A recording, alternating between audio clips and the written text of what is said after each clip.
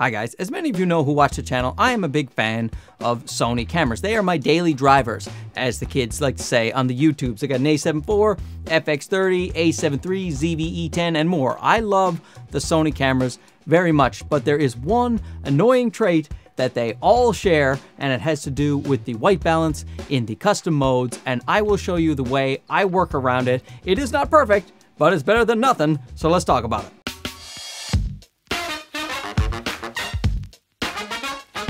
Okay, so the crux of the problem is if you go into a custom mode setting that you have set up on your Sony camera, right here on the A7IV, there's a 1, 2, 3 custom mode. However, when you customize that, you have your settings up all the way that you want. When you go in to do the manual white balance, so you take your little color checker and you go to white balance manually, it will not let you do that. You cannot custom white balance when you're in one of those memory profiles, which is bonkers. So I have a workaround that I like to do with my cameras. There's two.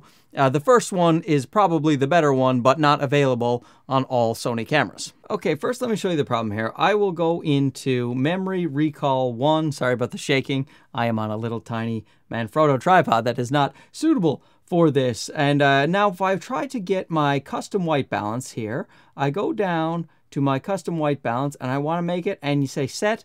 This operation or setting is not available for memory recall, which is super annoying. So here is what I did about it. So I'll tell you the way that I custom white balance on the fly if I stay in Memory Recall 1, and that is I put the auto white balance lock to the AEL button. Let me show you how that works. So if you just go down to the toolbox there and you go into the dial customize number 4 on the movie set here, which is what I'm after, I go up to the rear and you see the first one is the AEL button. It's not set right now. You go down until you find the auto white balance lock. Of course, these menus are very in depth, so let's find the white balance lock. I should have memorized where I had it. Oh, it's coming up. I can feel it. I can feel it. No, there it is. So the auto white balance toggle, page 17 of 33. So now I click that on. Now that is my AEL button. Now, so what does that do is when you're in auto white balance, so let's change my white balance to auto.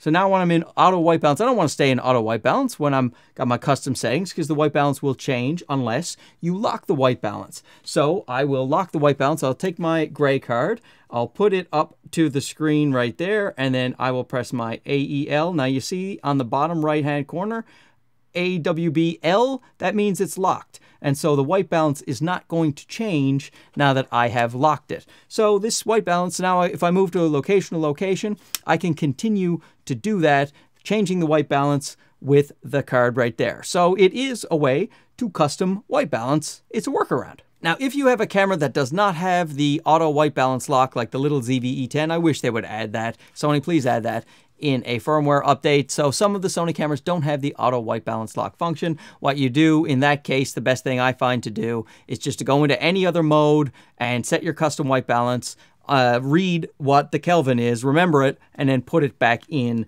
to the actual temperature. So I'll just give you a little demonstration of that here. I will go into manual mode and then I will set my custom white balance, and that is 6900, of course, like it was last time. And then that is good. Just remember the old 6900, go to the Memory Recall 1, and then when I set my white balance, I just go down to the Kelvin and then I type in the 6900 and I am good to go. So that one involves a few more button switches, but that is probably, in my opinion, the best way to get it when you don't have auto white balance lock. Now, if you guys have figured out other hacks, please leave them down below so that we can all learn how you do the custom white balance in the memory recall modes. So maybe Sony will release an update one day and fix this ridiculous problem. However, it's been years, so I am not holding my breath. So hopefully these little tips have helped you out a little bit. We'll talk to you again soon. Okay, bye-bye.